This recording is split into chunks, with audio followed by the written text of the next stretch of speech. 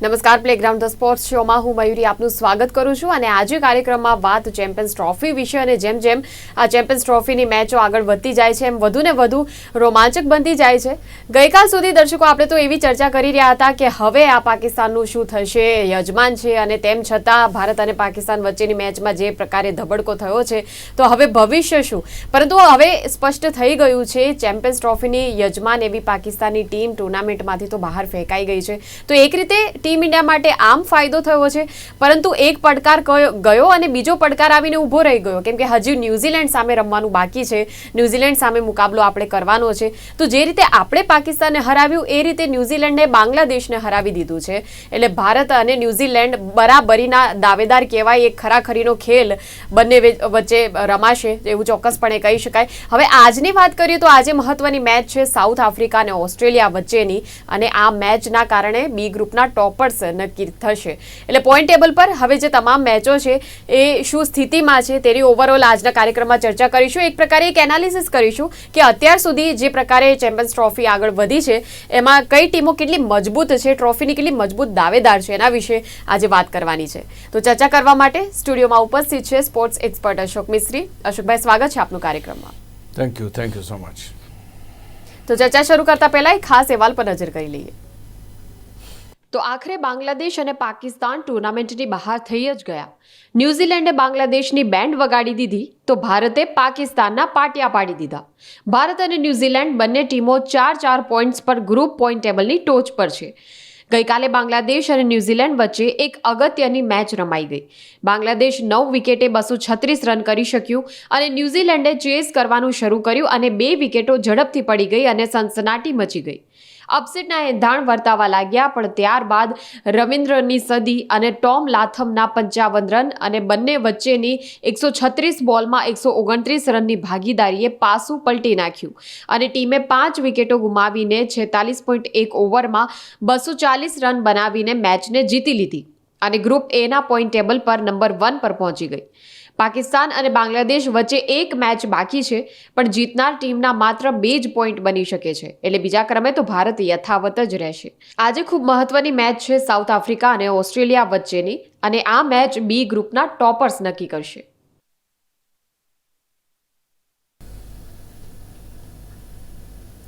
તો champions trophy વિશે ખાસ ચર્ચા, અને ચેમ્પિયન્સ ટ્રોફીમાં બાંગ્લાદેશ અને ન્યૂઝીલેન્ડ વચ્ચે જે મેચ રમાઈ એના વિશે પણ થોડીક આપણે વાત કરી લઈશું. અશોકભાઈ, પહેલો સવાલ તો એ જ પૂછવો છે કે બાંગ્લાદેશ અને ન્યૂઝીલેન્ડ વચ્ચેની જે મેચ, ભારતે ન્યૂઝીલેન્ડને આ મેચના કારણે સેમીફાઇનલમાં બંને ટીમો આવી ગઈ છે.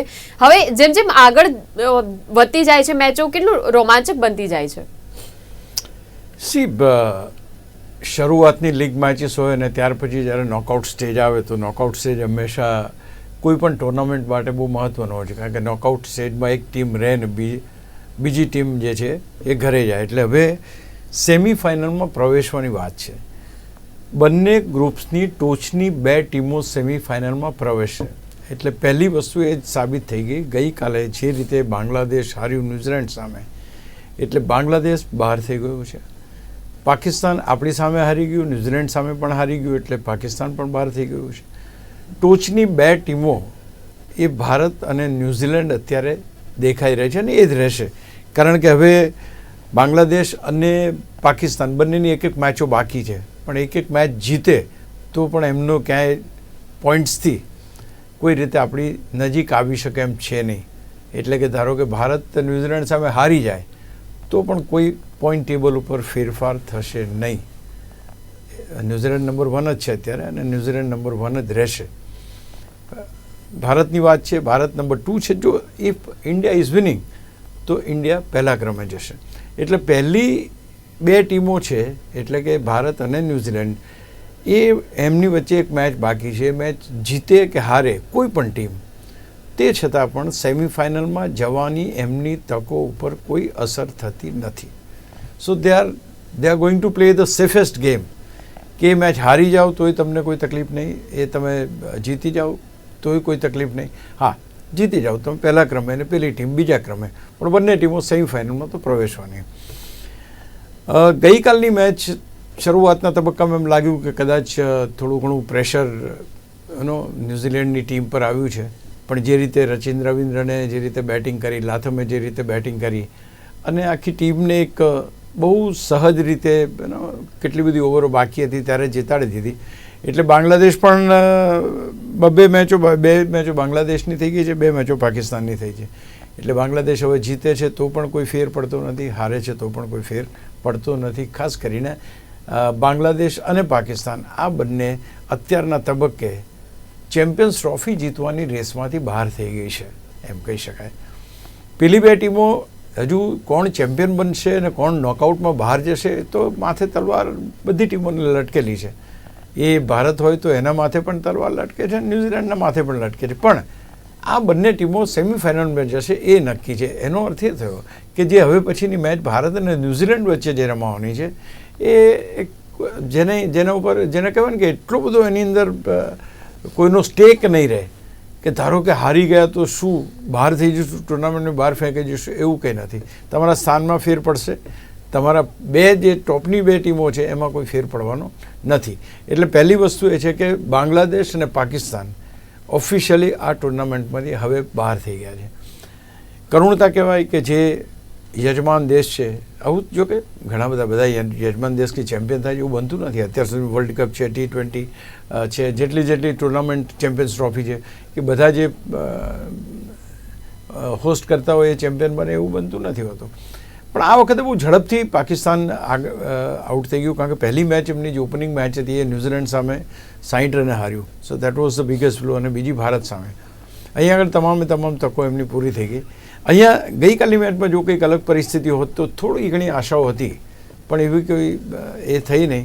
અને જે રીતે ધારો કે બાંગ્લાદેશ જીત્યો હોત તો કંઈ અલગ પરિસ્થિતિ હોત, કારણ કે તો ક્યાંક બીજાના પોઈન્ટ્સ ગણવાના, અથવા તો પાકિસ્તાન બાંગ્લાદેશના 2 પોઈન્ટ થાય અને પાકિસ્તાન પણ પછી એક મેચ જીતો તેના 2 પોઈન્ટ થાય, એમાં નેટ રન રેટ ઉપર જોવામાં આવે તો આ થાય.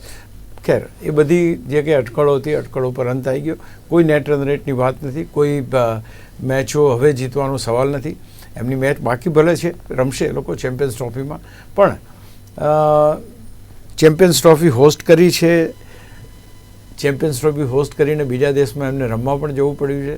અને એ મેચ રમ્યા પછી એમના જોવા જઈએ તો એની જે ફાઇનલમાં જવાની કે સેમિફાઇનલ જવાની તકો હતી એ પણ પૂર્ણ થઈ ગઈ. એટલે હવે પાકિસ્તાનનો કોઈ સ્ટેક છે નહીં એમ કહી શકાય. પેલું એમ કહે ને કે હમણાં જ એક સોશિયલ મીડિયા પર મેં વાંચ્યું કે ભાઈ તો હવે પાકિસ્તાનને શું, તો પાકિસ્તાન પેલો કે ખોવાઈ ગયેલા મોબાઈલના EMI ભરવાના બાકી હોય એ ભરી રહ્યું પાકિસ્તાન, એના જેવી સ્થિતિ છે. કારણ કે ચેમ્પિયન્સ ટ્રોફી તો પૂરી કરવી જ પડશે, એમનો તો કોઈ સ્ટેક છે નહીં. કોઈ પણ જીતે, આટલી બધી ટીમોમાંથી કોઈ પણ જીતે, એમને તો કોઈ લેવા દેવા છે જ નહીં. એમને તો ચેમ્પિયન્સ ટ્રોફી પૂરી કરવાની વાત છે. તો ક્યાંક ને ક્યાંક અત્યારના તબક્કે પાકિસ્તાન માટે બહુ મોટો સેટબેક કહેવાય. ખરાબ રીતે હારી, માટલા ધોવાયા, સિલેક્શન કમિટી ઉપર સવાલ ઉઠ્યા, ખેલાડીઓ ઉપર સવાલ ઉઠ્યા. So all sorts of troubles એ પાકિસ્તાન માટે ઊભી થઈ. બાકીની ટીમો જે છે એ હવે રમશે અને જે કપ જીતીને જશે એ પ્રમાણે આગળ ઉપર જોઈશું. બિલકુલ. એટલે 19મી તારીખે જે પાકિસ્તાન એની પ્રથમ મેચ રમ્યું અને 24 તારીખ સુધીમાં તો બહાર પણ થઈ ગયા, એટલે કેટલા દુઃખદ સમાચાર કહેવાય. યજમાન પોતે જ બહાર થઈ ગયા, યજમાન દેશ, એટલે ખૂબ કરુણતા કહેવાય. એક વાત તો ચોક્કસ છે કે પાકિસ્તાનની ટીમ સારી છે. You cannot throw that team out. અંદરના વિખવાદો છે, પસંદગી સમિતિના વિખવાદો છે, ઇન્ટરનલ પ્રોબ્લેમ્સ એ લોકોના છે, ખેલાડીઓમાં પ્રોબ્લેમ છે. એક બાબર આઝમ કેપ્ટન હતો, એને એ કરીને બીજાને લાવ્યા, બીજા લઈને ત્રીજાને લાવ્યા. તો એટલું બધું એ ચાલે છે કે કોઈ ખરેખર એક ટીમ તરીકે જે ટીમને બનાવવી જોઈએ એ ટીમ બનતી નથી. બીજું કે મેનેજમેન્ટ સાથેનું સંકલન એટલું બધું અભાવવાળું છે કે ભાઈ ટોસ જીતીને શું કરવું અને કઈ રણનીતિથી લડવું એ પણ ક્યાંક કોઈ જગ્યાએ ગોથું ખાઈ ગયા એવી રીતના પરિસ્થિતિ છે. તો પાકિસ્તાનના સારા ખેલાડીઓ, સારી ટીમ આપણી સામે, જેમ આપણે વાત કરી 2017માં દે વોન અગેન્સ્ટ અસ, મોટાભાગના ખેલાડીઓ જ રમી રહ્યા છે અત્યારે. તો ક્યાંક ને ક્યાંક એ ટીમ સારી હોવા છતાં પણ ઇટ ઇઝ મિસહેન્ડલ્ડ. એટલે જેને કહેવાય ને કે એની બાકીના પરિબળો એની ફેવરમાં નહોતા કે જે એને જોશ જગાઈ શકે ને હા આપણે જીતવા માટે રમીએ છીએ એવું કોઈ એ જોવા મળે. તો સાચી વાત છે, તમે એક દાવેદાર તરીકે કોઈ પણ ટુર્નામેન્ટમાં ઉતરો છો અને બહુ જ શરૂઆતમાં બહાર થઈ જાઓ છો તો એ કરુણતા તો કહેવાય. અને એનાથી વિશેષ કરુણતા કેવી કે ભાઈ તમે જેટલી પણ મેચો રમાશે ત્યાં કરાચીમાં રમાશે, રાવલપિંડીમાં રમાશે, એમાં કોઈ પાકિસ્તાની તો હશે જ નહીં, એટલે પાકિસ્તાનના કોઈ પ્લેયર છે જ નહીં. તો હવે તમે ઇંગ્લેન્ડ ને સાઉથ આફ્રિકા રમે કે બાકીની જે ટીમો રમે એ મેચો તમારે જુઓ નહીં. તો અહીં તો શું હવે ચીર હોય કે ચલો ભાઈ ઇન્ડિયાની મેચ છે, ઇન્ડિયા આમ થશે, ઇન્ડિયાનું આમ થશે, એ જે શક્યતાઓ છે. અને એના કારણે શું થાય કે ફિનાન્શિયલ લોસ પણ તમને જાય, because people are not interested in seeing those matches. લોકો પોતાના દેશમાં પોતાના ટીમના ખેલાડીઓને રમતા જોવામાં વધારે રસ હોય એને. તો આ પણ એક વસ્તુ છે. યસ, એક તો બધી રીતે એના માટે આ ટુર્નામેન્ટ બહુ નેગેટિવ પુરવારથી છે કે ભાઈ એક તો ભારત પાકિસ્તાન ગયું નહીં એટલે એક અલગ જગ્યાએ રમવાની આવી ટુર્નામેન્ટ. બીજું કે પાકિસ્તાન પોતે જ નીકળી ગયું. અને ત્રીજી વસ્તુ એ છે કે હજુ પણ ભારત તો સેમીફાઇનલમાં આવી ગયું, એટલે એનો અર્થ એ હતો કે નેક્સ્ટ મેચ છે એ પણ સેમીફાઇનલ તમારે દુબઈમાં રમાડવી પડશે. અને જો એમાં ભારત જીતે છે તો ફાઇનલ પણ તમારે દુબઈમાં રમાડવી પડશે. In spite of having everything at your place, Rawalpindi અને લાહોર બધામાં સ્ટેડિયમ હોવા છતાં, બધું હોવા છતાં પણ જે ફાઇનલની પ્રીમિયમ મેચ જેને કહેવાય, એ પ્રીમિયમ મેચ પણ તમારે તમારા દેશમાં રમાડવાની નહીં આવે જો ભારત ફાઇનલમાં આવશે તો. તો આ પરિસ્થિતિ જોવા જઈએ તો પાકિસ્તાન માટે થોડી કપરી છે, વિકટ છે. કારણ કે બીજામાં શું થાય છે કે આવું બને છે ખરું કે ભાઈ ટીમ જે પોતે હોસ્ટ કરતી બહાર નીકળી જાય, પણ એમને ફાઇનલની રેવન્યુ મળે, એમને સેમિફાઇનલની રેવન્યુ મળે, આ બધી રેવન્યુ જનરેટ થાય. કારણ કે બહુ મોટા મોટા દેશો રમતા હોય, સેમિફાઇનલ ઇઝ બિગેસ્ટ મેચ, એટલે બંને સેમિફાઇનલમાં સ્ટેડિયમ પેક હોય. હવે એ સ્ટેડિયમ ધારો કે ભારતને રમવાની જે સેમિફાઇનલ આવશે એ તો તમારે ત્યાં રમવી પડશે, દુબઈમાં રમવી પડશે.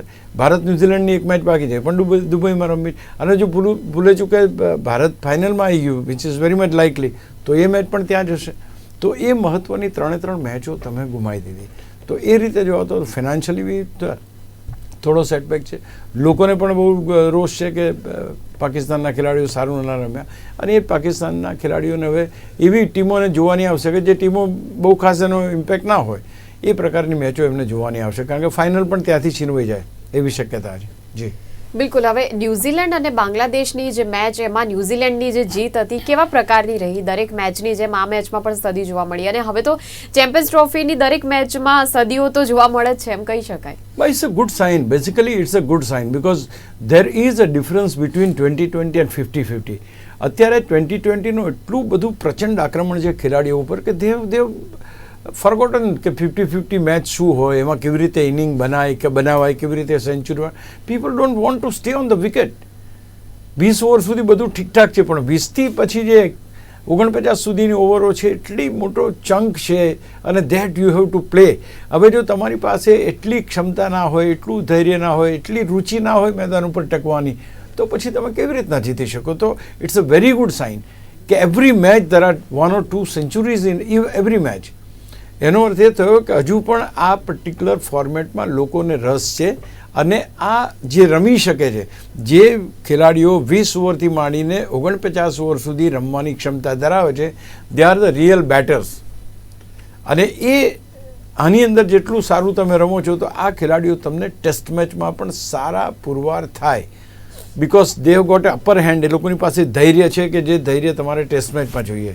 5 દિવસ રમવાનું છે, અહીંયા તમે 50 ઓવર રમો છો, you have got that flexibility. 10 ઓવરનો તમારી પાસે પાવર પ્લેનો સમય છે, 10 ઓવર બોલર નાખે છે તો એનર્જી એની વપરાય છે, 10 ઓવર નાખતા કેટલી તકલીફ થાય છે એને ખબર પડે છે. તો ઓલ પુટ ટુગેધર એમ કહી શકાય કે વન ડેની અંદર પણ રમનારા અને કેરિયર બનાવનારા ખેલાડીઓ આપણને જોવા મળ્યા. જે રીતે શુભમન ગિલે સેન્ચુરી મારી, યંગે સેન્ચુરી મારી, લાથમ સરસ રમ્યો, અથવા તો ભારતની સેન્ચુરી જોવા મળી આપણને, તો વિરાટ કોહલીની જે રીતે સેન્ચુરી, તો દરેક મેચમાં એક સદી તમને જોવા મળી, 2 સદી. ઇવન ન્યૂઝીલેન્ડમાં તો 2 જણા સેન્ચુરી ફટકારી. તો ક્યાંક આ બધી વસ્તુથી એમ લાગે કે હા, ઘણી બધી ચર્ચા ચાલતી કે નેક્સ્ટ ચેમ્પિયન્સ ટ્રોફી 2020 ઓવરની થઈ જશે, આ છે તે છે, આ ફોર્મેટ લોકોને ગમતું નથી, જીવંત નહીં રહે. પણ આ બધાની સેન્ચુરી દરેક મેચમાં જોયા પછી એમ લાગે છે કે yes, this format is going to stay. અને આ ફોર્મેટ આ જ રીતે રમાય તો જ એની ગરિમા અને જે એની જે ગ્રેવિટી છે, એ ગ્રેવિટી જળવાઈ રહેશે. હું માનું છું કે ધીસ ધ બેસ્ટ વે કે દરેક મેચમાં સેન્ચુરી 1 અથવા 2 સેન્ચુરી થવી, એક આ ખેલાડીઓ માટે જેને કહી શકાય ને કે એમને પણ આ ફોર્મેટ ગમે છે એવું સાબિત થાય છે. બિલકુલ. હવે ન્યૂઝીલેન્ડની જે પ્રકારે જીત થઈ, પોઈન્ટ ટેબલ પર ટોચનું સ્થાન છે, ભારત માટે કેટલું પડકારજનક છે અને કેવી ટીમ છે આ દાવેદારીમાં? ભારત માટે પડકાર, જેમ હમણાં વાત કરી કે ભારતનો પડકાર નોર્મલ કેસમાં એવું બને કે ભાઈ ભારત ન્યૂઝીલેન્ડની મેચ, અને આમે મેચ તો મોટી છે જ, એમાં કોઈ બેમત નથી. અહીંયા ભારત અને ન્યૂઝીલેન્ડ બંને ટીમો સેફ થઈ ગઈ છે. સેફ એ રીતે કે ભાઈ હવે કોઈ જે એક મેચ રમવાની બાકી છે પેલા બંને દેશોની, એનાથી કોઈ પરિણામમાં ફેર પડવાનો નથી. એટલે દે આર લિટલ કોન્શિયસ કે યાર ચલો ઠીક છે, કદાચ હારી ગયા તો પછી આ પરિસ્થિતિ આવશે. એટલે એ રીતે જોવા જાઓ તો હા, ન્યૂઝીલેન્ડ એઝ અ ટીમ ધારો કે ફાઇનલમાં તમારી સામે આવે છે. ફાઇનલમાં એટલા માટે આવી શકે કે બે ટીમો છે, આ બંને સેમિફાઇનલ રમશે. એ બંને સેમિફાઇનલમાંથી આ બંને ટીમો જીતે છે પોતપોતાના, કારણ કે જે પહેલી આવશે સામેના ગ્રુપના બીજા સાથે સેકન્ડ ટીમ સામે રમશે, અને જે બીજી આવશે સામેના ગ્રુપમાં ફર્સ્ટ. એટલે બંને સાઈડથી એ થશે, બંને મેચો અલગ અલગ રમવાની છે એમને, અને એ બંને જો જીતે છે then final, then there is a problem. બાકીના દેશો કરતાં પણ હું માનું છું કે ન્યૂઝીલેન્ડની ટીમને તમે ઓછી આંકી ના શકો, બિકોઝ એ ટીમે આપણને ટેસ્ટ ચેમ્પિયનશિપમાં પણ રડાવ્યા છે, આપણને વન ડેમાં પણ રડાવ્યા, ઓડીઆઈમાં એમાં પણ રડાવ્યા છે, અને ફાઇનલ મેચો, સેમિફાઇનલ મેચો, નોકઆઉટ મેચો, ક્રુશિયલ મેચો એ મોટાભાગે ન્યૂઝીલેન્ડ જીતી જાય. હમણાં આપણે જોયું કે જ્યારે છેલ્લે ભારત આવ્યો તો 3 ટેસ્ટ મેચમાં આપણને ભારતમાં હાર આપી. એટલે ઇટ્સ અ ગુડ ટીમ, અને એ ટીમ સારી છે. અહીંયા એટલા માટે આ ચર્ચા અત્યારે કરીએ છીએ આપણે, બિકોઝ સામેની ટીમો ધારો કે બંને ઇંગ્લેન્ડ આવે કે ઓસ્ટ્રેલિયા આવે કે બીજી કોઈ પણ ટીમ આવે, એ બધા કરતાં સૌથી વધારે જો ખતરો હોય તો સૌથી વધારે જે સારી કોમ્પેક્ટ ટીમ હોય તો મારી દ્રષ્ટિએ ન્યૂઝીલેન્ડ છે. ઓસ્ટ્રેલિયાની પાસે 4 એના ફાસ્ટ બોલર્સ નથી, એટલે ટીમ એટલી જબરી નથી. ઇંગ્લેન્ડની ટીમને આપણે હમણાં હરાઈ છે, એ ટીમ એટલી જબરી નથી. સાઉથ આફ્રિકાની છે આપણે T20 વર્લ્ડ કપને હરાઈ છે, ટીમ જબરી નથી. New Zealand is a crucial team, અને એટલા માટે આ બહુ ઇન્ટરેસ્ટિંગ છે કે કઈ રીતે આ મેચ, આ ટુર્નામેન્ટ આગળ વધે છે. બિલકુલ. હવે વરસાદને કારણે મેચ ડીલે થઈ છે, પણ મેચ કેટલી અગત્યની છે અને જો કેન્સલ થશે તો કઈ ટીમને નુકસાન થઈ શકે? આ એક બહુ જબરજસ્ત સવાલ છે. કારણ એટલા માટે કે સાઉથ આફ્રિકા, ઓસ્ટ્રેલિયા, ઇંગ્લેન્ડ અને અફઘાનિસ્તાન આ 4 ટીમો છે. હવે ધારો કે સાઉથ આફ્રિકા અને ઓસ્ટ્રેલિયા રમવાના છે, બંને એક મેચ જીતીને 2 પોઈન્ટ સાથે છે. એટલે અહીંયા આગળ એટલું બધું ગંભીર છે. પહેલો બીજા ક્રમે રહેલી ટીમો સેફ નથી. આપણને તો ક્યારે એવું તો ક્યાં આસમાન તૂટી પડ્યું કે સેફ નથી. સેફ એટલા માટે નથી કે પાછળની 2 ટીમો છે, ઇંગ્લેન્ડ છે અને અફઘાનિસ્તાન છે. એ ઇંગ્લેન્ડ અને અફઘાનિસ્તાન જો પોતાની બંને મેચો જીતે છે અને આ ટીમો બંને મેચો હારે છે તો શું થાય? તો આખા તખ્તા પલટાઈ જાય. કે જો ઇંગ્લેન્ડ જીતે છે તો એના પણ 2 પોઈન્ટ થઈ જાય, અફઘાનિસ્તાન જીતે છે તો એના પણ 2 પોઈન્ટ થઈ જાય, તો પછી 4 ટીમો 2 પોઈન્ટ ઉપર થઈ જાય. આ એક વાત. હવે એમાં નેટ રન રેટ કોનો સારો છે એ ગણાય તમારે. એ નેટ રન રેટ જેનો સારો હશે એ નંબર 1 અને નંબર 2 થઈ શકે.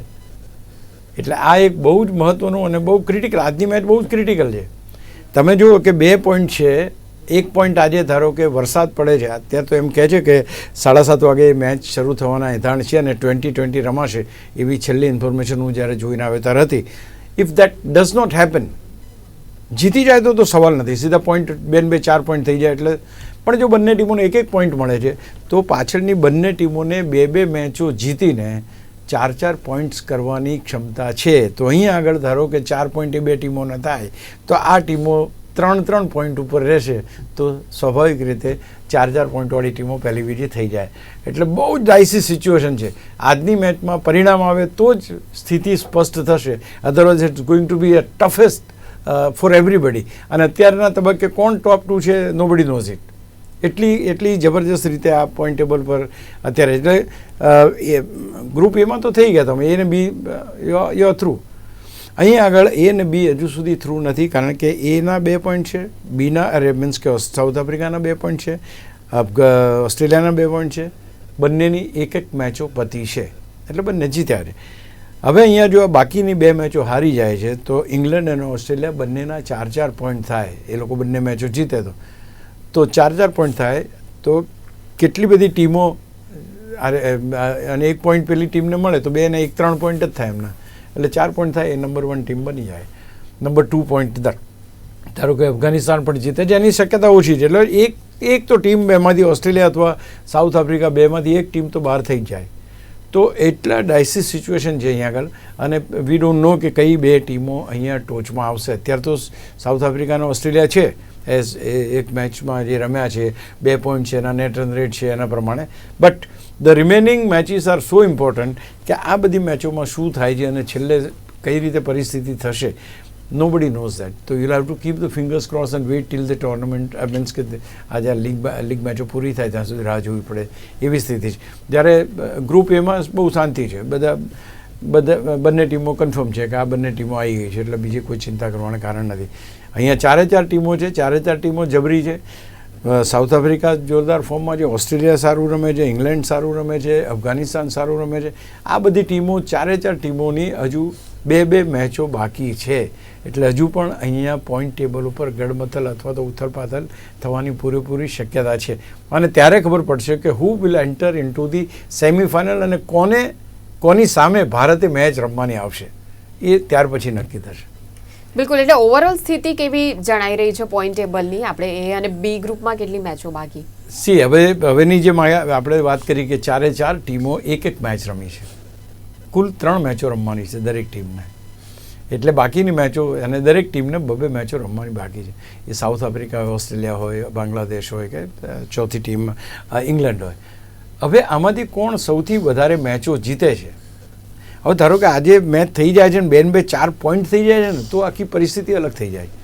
પણ જો એક પોઈન્ટ આવે છે તો 3 અને તો કોઈ પણ પેલી જે છેલ્લી 2 ટીમો છે બેમાંથી કોઈ પણ ટીમ એ 4 પોઈન્ટ લઈને આગળ જઈ શકે છે. તો કાં તો સાઉથ આફ્રિકા તો ઓસ્ટ્રેલિયા ટોપ 2માંથી બહાર નીકળી જાય છે.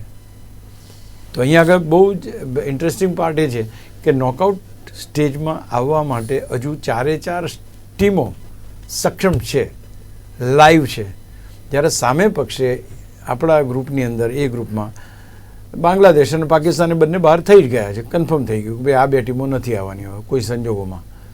એ પરિસ્થિતિ અહીંયા છે નહીં. એટલે આનાથી શું થાય કે તમારી પાસે યુ ડોન્ટ નો કયા ઓપોનન્ટને ધ્યાનમાં રાખીને તમારે તૈયારી કરવાની છે. Are you getting my point? કારણ કે સેમિફાઇનલ તમારે રમવાની, કોણ સામે રમવાની you don't know. South Africa હશે, ઓસ્ટ્રેલિયા હશે, ઇંગ્લેન્ડ હશે, અફઘાનિસ્તાન હશે, નોબડી નોઝ. એ જ્યારે નક્કી થાય ત્યાર પછી એમ થાય કે ભાઈ કઈ રણનીતિ રમવું, કઈ રીતે સ્પિનર્સ વધારે ચાલશે, ફાસ્ટર્સ વધારે ચાલશે, કોની સામે નબળું છે, સબળું છે, આ બધી પરિસ્થિતિઓ ઊભી થાય. એટલે સ્ટીલ રોમાંચ જે છે ચેમ્પિયન્સ ટ્રોફીમાં એ બાકી છે, યથાવત છે. અને આજની મેચ શરૂ થાય ને 2020ની પણ રમાય એવી આપણે અપેક્ષા રાખીએ. કારણ કે કોઈ પણ મેચ નથી રમાતી તો ચેમ્પિયન્સ ટ્રોફી માટે લોકો માટે જેમણે પૈસા ખર્ચ્યા હોય એના માટે, અને આઈ મીન ઓવરઓલ તમે જોવા જાઓ તો પોઈન્ટ ટેબલ ઉપર પણ એ ઘણી ઉપર નીચે થતું હોય છે એનાથી, એટલે રમાઈ જાય તો વધારે સારું એમ. બિલકુલ. હવે પાકિસ્તાનના ટુર્નામેન્ટના બહાર થવાને કારણે જે દુબઈ અને પાકિસ્તાનની અંદર મેચોની સ્થિતિ છે એમાં શું અસર જોવા મળશે? અને ભારત ફાઇનલમાં પહોંચે ત્યાં સુધીમાં બધું યથાવત રહેશે વ્યવસ્થાઓ? જી, વ્યવસ્થા તો યથાવત રહેશે. પહેલી વાત એ છે કે નોકઆઉટ સ્ટેજમાં ભારતનું શું થાય છે. નોકઆઉટ સ્ટેજ એટલે સેમિફાઇનલ. જો ભારત સેમિફાઇનલ હારી જાય છે કોઈ કારણસર તો પછી ફાઇનલ જે છે પાકિસ્તાનમાં રમાશે. કારણ કે બીજી કોઈ ટીમને એવો પ્રોબ્લેમ નથી કે અમે પાકિસ્તાનમાં નહીં રમીએ સિવાય ભારત. એટલે પહેલી વસ્તુ આ. એટલે અહીં તમે જુઓ પાકિસ્તાન એવી ઈચ્છા કરતું હોય કે ભાઈ ભારત ના આવે સારું તો ફાઇનલ અમારે ત્યાં રમાય અને ફૂલ અમને સ્ટેડિયમ ભરેલું જોવા મળે. તો પહેલી વસ્તુ આ છે કે ત્યાં સુધી જો આવે છે ફાઇનલમાં તો છેકે છેક સુધી ફાઇનલ પણ એ દુબઈમાં જ રમાશે. અને સામે કોઈ પણ ટીમ હોય, જે ટીમો રમીને ત્યાંથી આવે એ ટીમને આપણે આપણી સામે રમવાનું રહેશે. પહેલાં આપણે જીતીએ, એ નોકઆઉટ સ્ટેજ ઉપર સેમિફાઇનલ જીતીએ એ મહત્ત્વનું છે, અને ત્યાર પછી ફાઇનલ રમવાનું. If you are winning the semi-final, કારણ કે સેમિફાઇનલ એક જ મેચ એવી હોય છે કે જે નોકઆઉટ હોય, એટલે કે જો તમે હાર્યા તો તમે ટુર્નામેન્ટની બહાર, તમે ગમે એટલું સારું રમ્યા એની કોઈ વેલ્યુ રહેતી નથી. એટલે semi-final is always crucial, always interesting, અને એ એનો અસ્તિત્વનો જંગ છે. If you are through you will play final. ફાઇનલમાં તમને થોડીક શાંતિ રહે કે તમે ચલો ચેમ્પિયન નથી બન્યા તો રનર્સઅપ થયા, સેકન્ડ તો રહ્યા તમે. અહીં તો તમે બહાર જ થઈ જાઓ એટલે તમારું આખું ટુર્નામેન્ટમાં નામ નીકળી ગયું એમ કહેવાય. તો એ રીતે જોવા જઈએ તો હજુ everything is possible, everything is open. Final હજુ પણ 99% તો એમ લાગે છે કે ભારત જીતશે અને ત્યાં જ રમાશે દુબઈમાં એવું આપણે અપેક્ષા કરીએ. પરિસ્થિતિ બીજી થાય તો ડેફિનેટ છે કે એ પ્રમાણે એમાં ફેરફારો પણ થતા રહેશે. પણ જો મેચો ત્યાં નથી રમાતી એટલે કે પાકિસ્તાનમાં નથી રમાતી, રેવન્યુ લોસ ચોક્કસ પાકિસ્તાનને જશે. બિલકુલ, એટલે મોટો ફટકો છે પાકિસ્તાનને. તો હવે જોઈએ કદાચ એ જે પ્રકારે સુધારો જ્યાં જ્યાં કરવાનો છે એ દિશામાં જો સુધારો થાય અને પછી એ પણ કમબેક કરે એક પ્રકારે એવું જોઈએ આપણે. અને સાથે આપણી ટીમ ઇન્ડિયાની જો વાત કરીએ તો ટીમ ઇન્ડિયા ઉપર હવે સેમીફાઇનલમાં કેવા પ્રકારનું પરફોર્મન્સ રહે છે એની પર બધો આધાર છે એવું અશોકભાઈએ કહ્યું. તો અશોકભાઈ, આજની ચર્ચા ખૂબ જ રસપ્રદ રહી અને જે પ્રકારે આખું જે વિવરણ આપ્યું છે, એનાલિસિસ જે કર્યું છે, અને આપણે હવે અપેક્ષા એ જ રાખીએ કે સેમીફાઇનલમાં પણ આ જ ધીબેડે જે શબ્દો હું વાપરી રહી છું, મોટાભાગના દર્શકોના મનમાં આ જ શબ્દો હશે કે પાકિસ્તાની જેમ ન્યૂઝીલેન્ડને પણ હરાવી જ દો, હવે આપણે જીતી જ લઈએ. પણ આ ખૂબ જ રસપ્રદ રહેશે મુકાબલો જોવો. આપ આજની ચર્ચામાં જોડાયા એ બદલ આપનો ખૂબ ખૂબ આભાર. Thank you very much. તો દર્શક મિત્રો, આજની મેચના કેવા હાલ છે અને શું આગળ અપડેટ આવે છે સતત આપને પણ જણાવતા રહીશું. અને આગળ જતા આ જે મેચ છે, આ જે ચેમ્પિયન્સ ટ્રોફી છે, કઈ દિશામાં જાય છે અને ટીમ ઇન્ડિયા કેવી રીતે સતત આગળ વધે છે, તમામ બાબતોની આપને પણ કાર્યક્રમોમાં ચર્ચા થકી જાણ કરતા રહીશું. બસ આપ જોડાયેલા રહેજો. આપ જોતા રહો ગુજરાત ન્યૂઝ સત્યની સાથે. નમસ્કાર.